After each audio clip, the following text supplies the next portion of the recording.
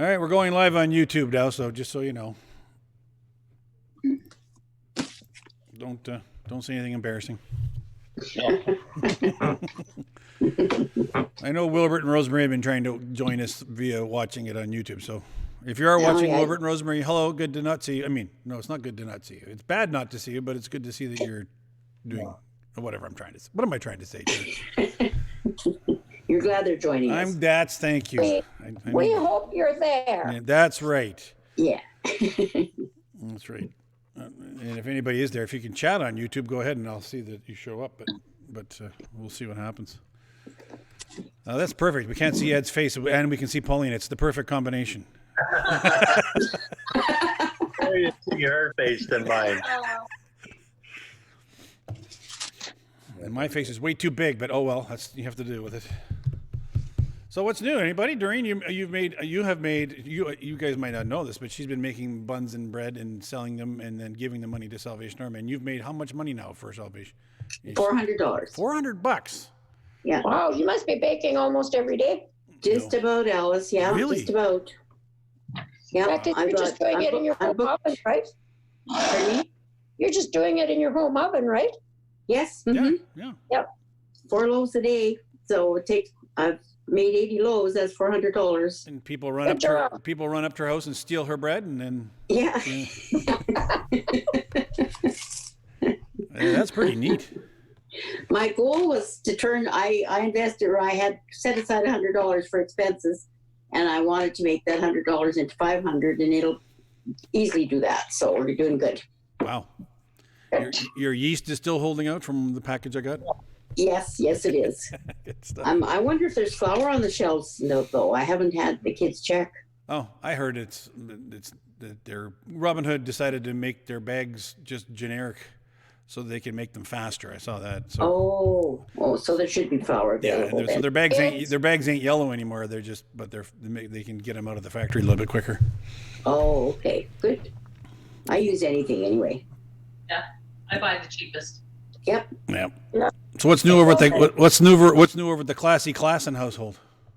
Not much. I worked yesterday and 2 hours this morning, and now I'm home. Oh. Are you still part-time? I am casual, so I mostly do the teaching now, and we have new hires, so I have to teach everything to them when they come into the building. Okay. That's all I can teach right now is new hires. No. I think my daughter-in-law might be getting a job at the hospital. Maybe not in your department, but In the hospital? Yeah. So I'm teaching her now because we can't go in different facilities. I can medals now. Oh, I see. Okay, so you've been assigned one, and this shall remain that way. Yeah, makes sense. Good. And Alice, what's new in Arnold and Alice land? Not a lot. I'm sewing through my stash. What's Arnold? What wiring or electricianing is Arnold up to? No, not a whole lot. Oh no. He's actually waiting for an appointment in Medicine Hat to get an injection to see if it'll help with the arthritis in his hip. Oh. So he has been laying pretty low for a long time. Literally and physically. I mean, literally and figuratively. Yes. Poor guy. Well, We do actually have an appointment on the 29th. Are there any travel restrictions to Alberta? It's starting to sound a little bleak there in places. not for medical appointments there isn't, but For medical appointments either. Yeah. It's just non-essential travel. And that's essential, Alice. oh, Okay. Bev Martin's chimed in saying she's watching. Hi, Bev. Sorry, who did I cut off there? I don't know. Alice. What is she? Bev's watching on YouTube. Oh, okay. Good stuff. Bev, if you click the link I put in the YouTube comments, you might even be able to join in on Zoom, but whatever, we're happy to have you. And we're in 2 Corinthians chapter 10, and we're going to start at verse 7 today. Just FYI. Some of this is going to sound awfully familiar to last week's. So I spilled an entire cup of coffee this morning just before I did my ComBep update.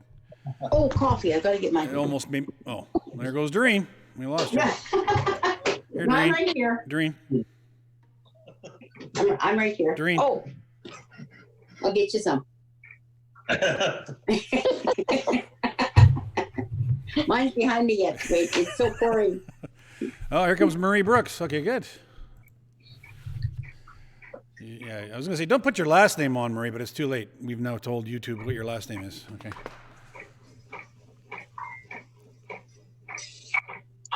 Somebody's making funny noise. That's my coffee maker. Oh, Hi, you're Marie. right. You're right.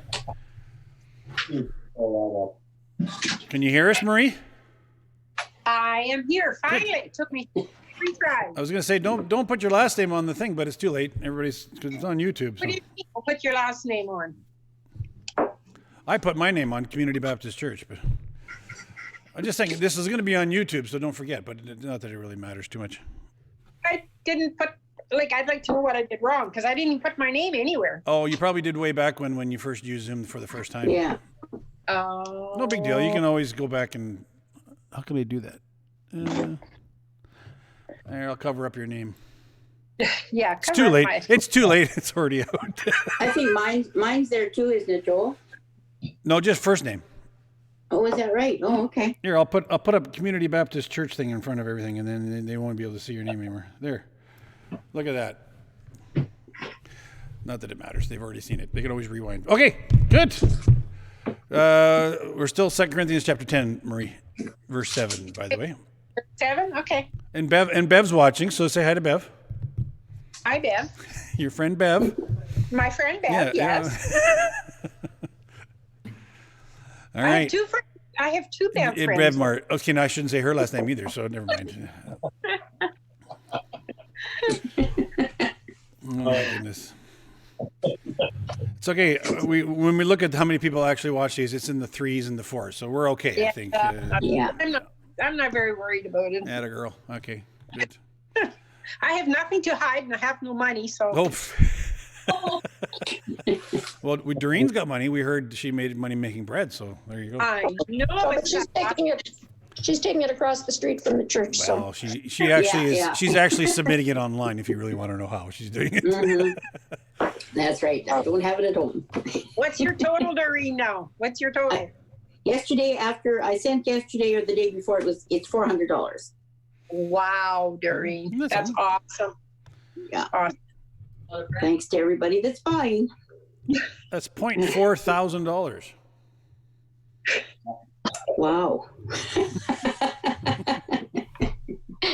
That's okay. We'll keep her going as long as you need to. Atta girl. Okay, well, hey, here we go. We're chapter 10, verse 7. Okay. And it says, you are judging by appearances. Oh, no one ever does that, right? So we don't have to worry about that. If anyone is confident that they belong to Christ, they should consider again that we belong to Christ just as much as they do. So even if I boast somewhat freely about the authority the Lord has given us for building you up rather than tearing you down, I will not be ashamed of it. I do not want to seem to be trying to frighten you with my letters. For some say, his letters are weighty and forceful, but in person he is unimpressive and his speaking amounts to nothing. Such people should realize that what we are in our letters when we are absent, we will be in our actions when we are present. All right. Okay, it's a little bit of a difficulty paragraph, but I want you guys come up with a summary of that paragraph. One short sentence summary of this paragraph. It might be difficult, but look at it again. See if you can come up with a one sentence summary. What's the main point of that paragraph? That's 7 to 11. 7-11. I'll put on the Jeopardy music while you guys think. Do, do, do, do.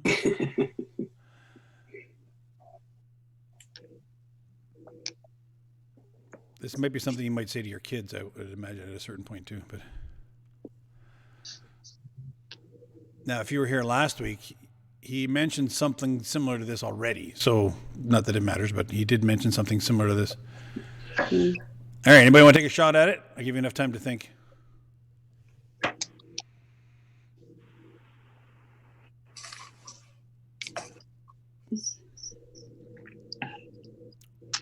Should I give a prize away to the person who gives me the first answer? Our actions should match our words. Say that again. Actions should match our words. Yes. You can probably say, take out the should and put in will.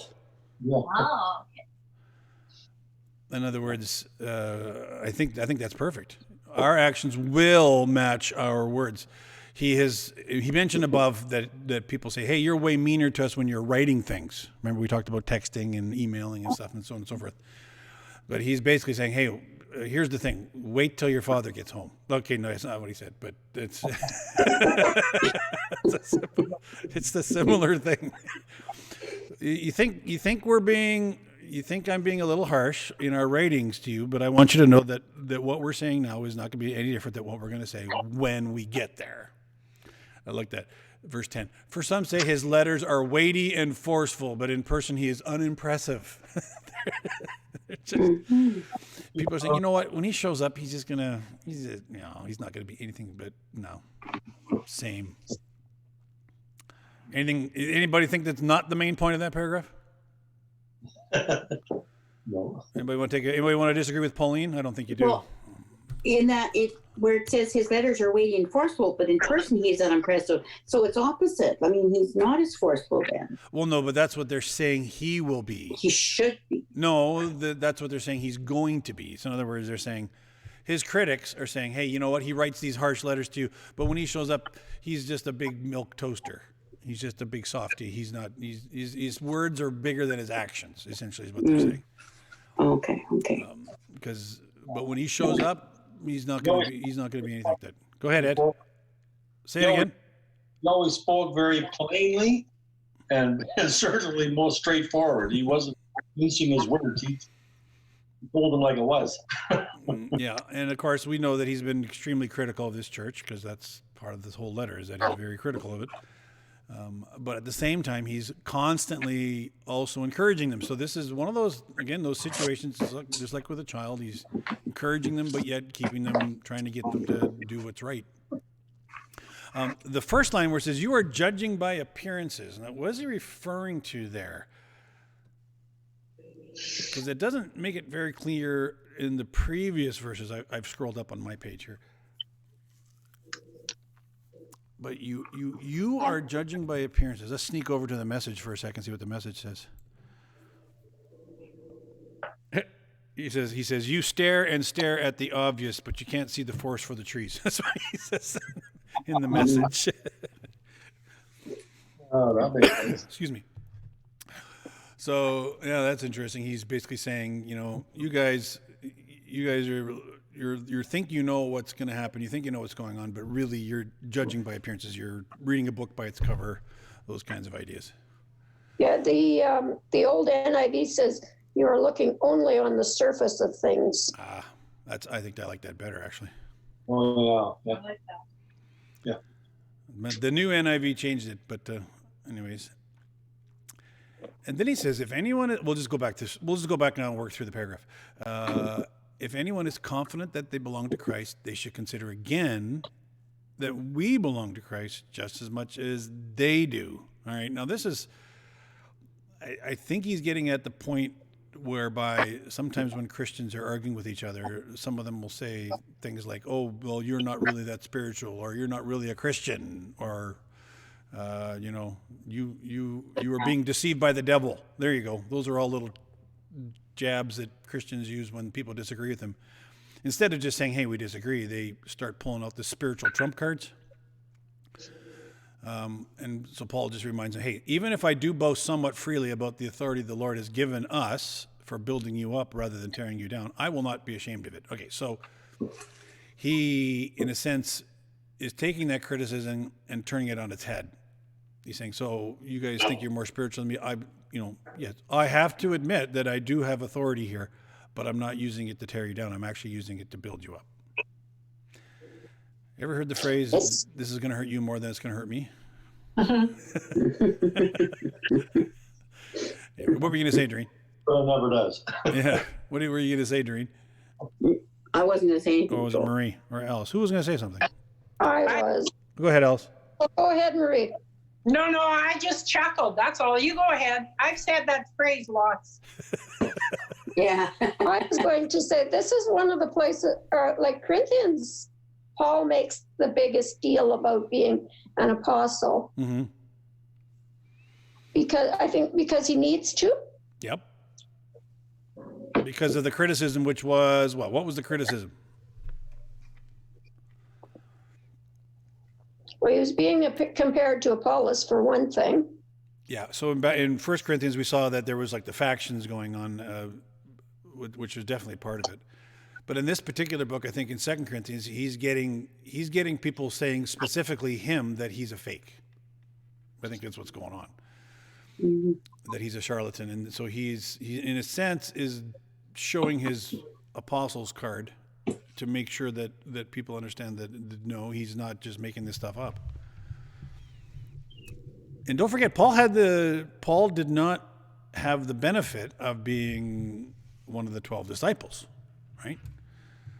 And his first personal interaction with Jesus was in the road to Emmaus. Road to Damascus, not from being a disciple. And so I think there are times where people would use that information against him and say, oh, well, he doesn't count as an apostle because he never actually hung out with Jesus. So that was a criticism that his critics would use to make people listen to them instead of Paul. Verse 9, I don't want to seem to be trying to frighten you with my letters. All right, and this is where he gets into that. And then he gets into that. That's where some people say this about my letters. And then he says in verse 11, such people should realize that what we are in our letters when we are absent, we will be in our actions when we are present. All right, so this is, this when we do finally get to visit you again, we're not going to be changing our tune or our tone. The tune or the tone. So, all right. Anything else there? Should we scroll down to 12 here? We do not dare to classify or compare ourselves with some who commend themselves. When they measure themselves by themselves and compare themselves with themselves, they are not wise. We, however, will not boast beyond proper limits, but will confine our boasting to the sphere of service God himself has assigned to us, a sphere that also includes you. We'll stop there. What is this whole thing about comparing yourself to yourself business?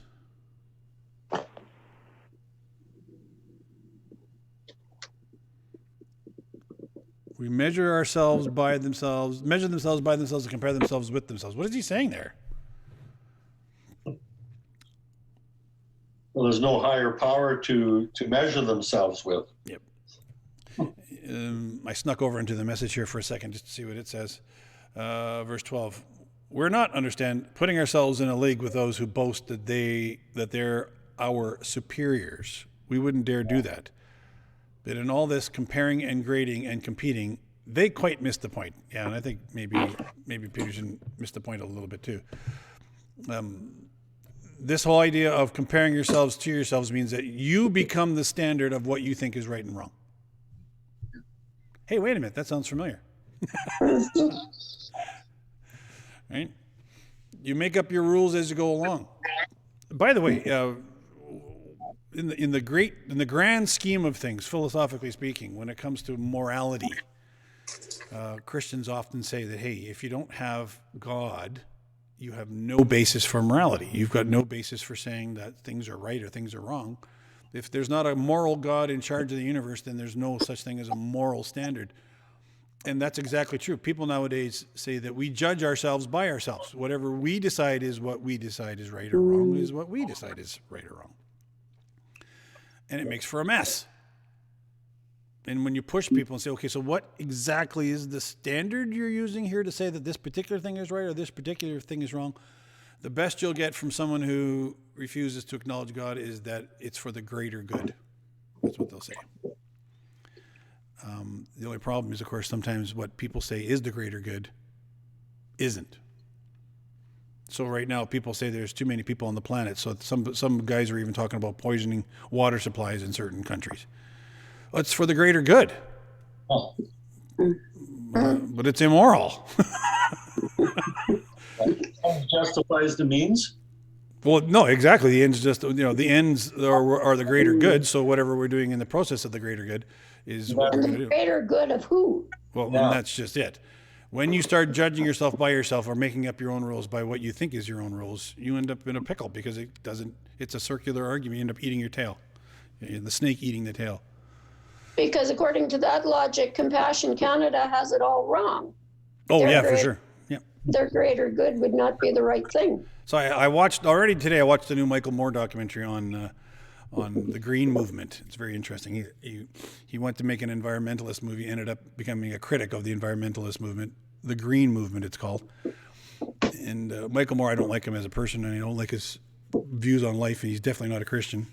But he realized that this whole thing is just people making up rules as they go along, and the things that they're saying are true or just not true. And they're saying that they're trying to do things which are supposedly good for the environment, and when you look at how they work, it turns out they're not. And so he just released it today. I think it's Earth Day today too, right? Isn't it? Something like that? Yes, it is. Yeah. So, anyways, I ended up watching that over lunch, and the guy who does the particular documentary is not Michael Moore, but he's the director. He's very critical of the wind farms and the solar farms and the environmental destruction that they cause to make those things, and then the whole biofuel racket is just basically taking trees that we've been trying to grow and burning them again, and burning food. So it doesn't make much sense. No. And so, but the conclusion of the movie is this is his worldview is, oh, we've got too many people on the planet. We need to start getting rid of the people on the planet. Yeah. The irony is that the world population is going to peak somewhere around 2035, 2040, and then it's going to start declining. And the biggest thing that will help countries decline their population is getting them economically stable and energy self-sufficient. Huh. Those are the two things that they've identified that make people want to have less kids. Because think about it, when my dad was a kid, they were definitely not energy secure, and they were definitely not self-sufficient. So Grandpa and Grandma decided 14 kids would help make that farm a more palatable place. Didn't help though, because it was a terrible place for a farm. But but people who are economically stable and are energy stable end up realizing that they don't need 15 kids anymore. They can get away with just 6 or 4. They also didn't necessarily expect all those kids to grow to adulthood. Well, and that was a problem too, is a lot of them didn't make it, So anyways, there's my little political statement for the day. But very interesting. But they came back to the conclusion, oh no, the best thing to do is just get rid of people.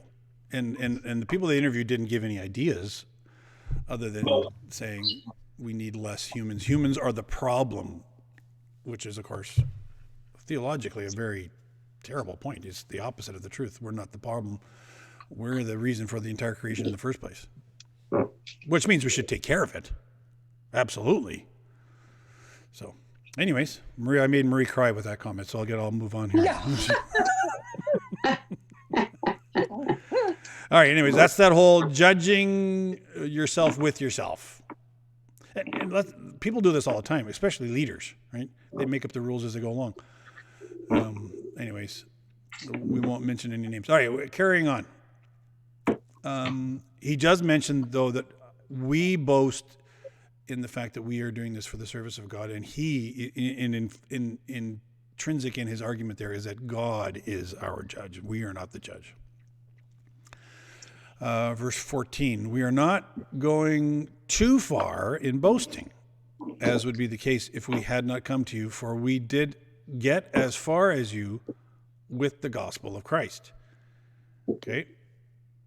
So he's basically saying, even though we're pulling rank, even though we're telling you some things you need to hear. We know from God. We are boasting in you as well, and we are encouraging you as well. And we're not doing it, and it's not going too far. Because don't forget that the most important thing that we brought you was the gospel, and we didn't care how far it was. We wanted to bring you that gospel. Neither do we go beyond our limits by boasting of work done by others. Okay. So now Paul is saying, hey, listen, this is not just about me. Okay. This is not just about us as apostles and disciples. This is now about the gospel. And when someone else brings the gospel, we're 100% in favor of it. And our hope, middle of verse 15, our hope is that as your faith continues to grow, our sphere of activity among you will greatly expand, so that we can preach the gospel in regions beyond you. For we do not want to boast about work already done in someone else's territory, but let the one who boasts in the Lord. For it is not the one who commends himself who is approved, but the one whom the Lord commends. So here he says, listen, when it comes to the actual work of the gospel, when it comes to spreading the good news of Jesus Christ, we are perfectly happy to share this ministry. This is not something that we think only should come from us. And by saying that, he's kind of pulling the carpet out from underneath his critics, who are saying things like, oh no, you need to only listen to us. You need to only listen to people that we are. You shouldn't be listening to Paul or any of those others. Paul just says, hey, if somebody's preaching the gospel, we're good with it.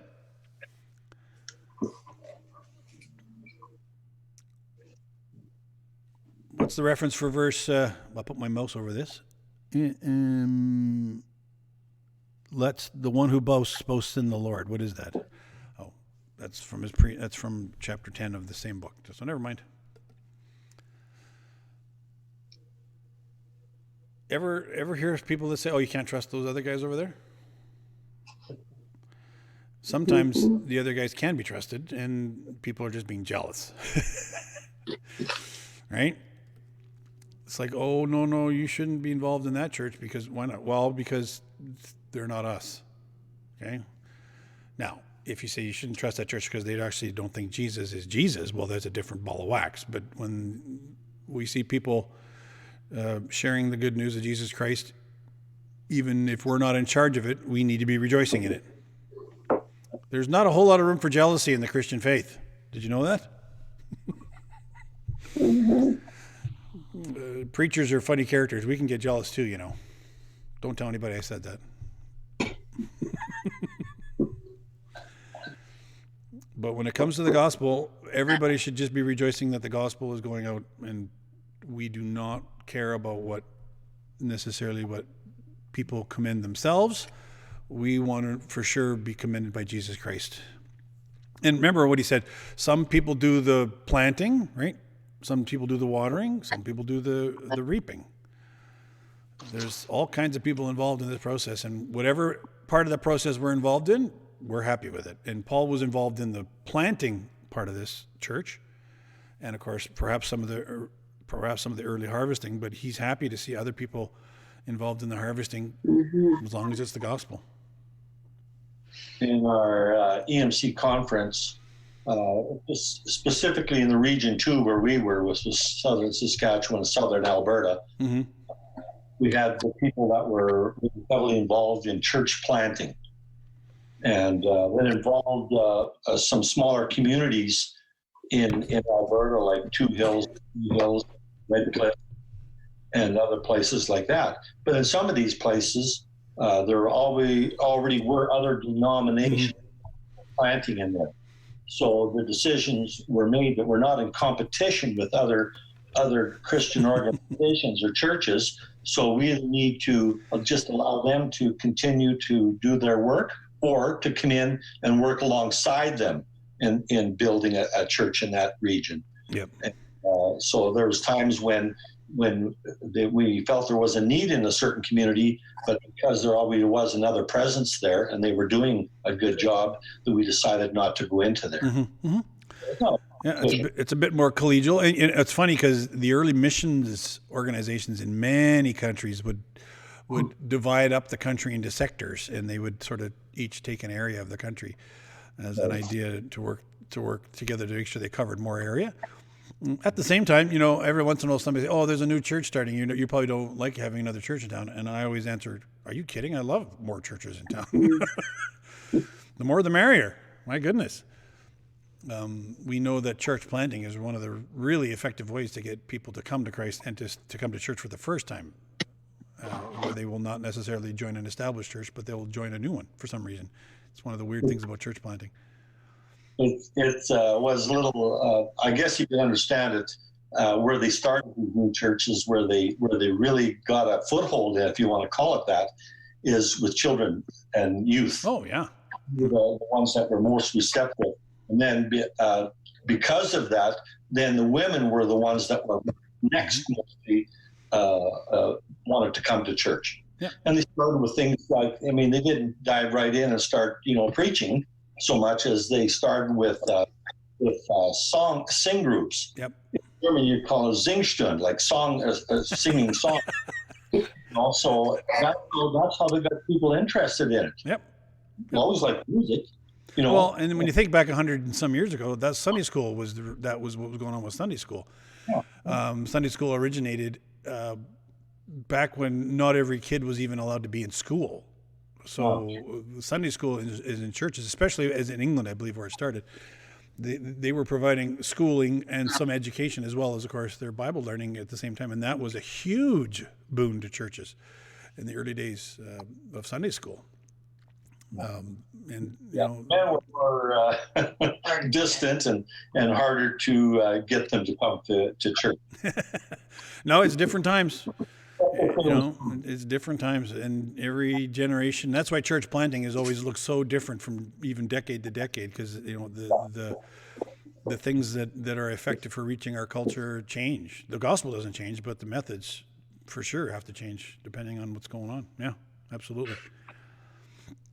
You can imagine what church planting is going to look like if we don't ever get back to assemble, which of course we will. But you would have to really be creative.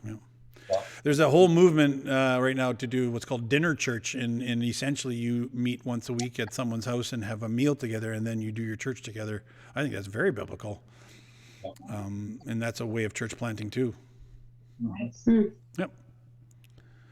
So, anyways, but the reality is that when you see things that are different, instead of oh, that's in competition. No. If it's for the gospel, it's not a competition. And if someone does come along and changes the rules and preaches something that's not the gospel, well, obviously we can't endorse that. But when it comes to them preaching the gospel, and maybe in very different ways than we're used to, we still say, you know what, go with God. Anything else there? The little lady in Hawaii, when we were walking on the street, her and her husband were on the street corner, and they were proclaiming the gospel there, and I stopped to talk to them, and the little lady, all she said, she was an elderly lady, probably in her 70s, or probably 80s even, and she just simply stated, people need to know Jesus, know about Jesus. That was her whole motive. I thought that was so fitting. It was simple. We make things really complicated, and her idea was just to simply let people know what we do. Oh, very good. Well, that might be a good place to end, Ed. Ed gets the last word. I like that. Not very often. Does it happen around the house very often too, or no? Never mind. I won't go there. Okay. I ignore. He ignores. A couple of prayer requests today. Our buddy John Zanger, he had some mini strokes. He's feeling okay and everything, but he still needs some prayer. He's talking on the phone and everything fine, and he's up and about, but he needs some prayer. And Janita is still worried about getting back to work, so we need to pray for Janita. Is John in the hospital, Joel? Well, I guess he was maybe overnight or way back when, but he's home already. He's home. Yeah. Okay. And did you say that Jane was home or out of the hospital? Jane, I believe, is out. Yeah, but I don't know. She was in the Meadows, probably. Well, she didn't even go to the Meadows. But she's staying in sort of her own version of respite care. But okay. Well, hopefully that stays that way. Yeah. Hopefully she is able to recover where she is. For sure. All right. Who am I going to pick on? Alice, you've been the quietest, so I'll let you pray. Well, that's rare for me to be the quietest. Go ahead, Alice. Oh, who did you say besides John? John and Jane? Janita and Jane, sure. Oh, Janita. Right. 3 J's. Okay.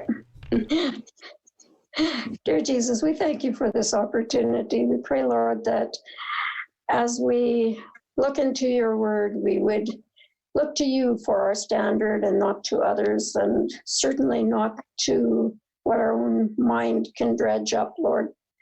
And we now lift up John Zanger to you.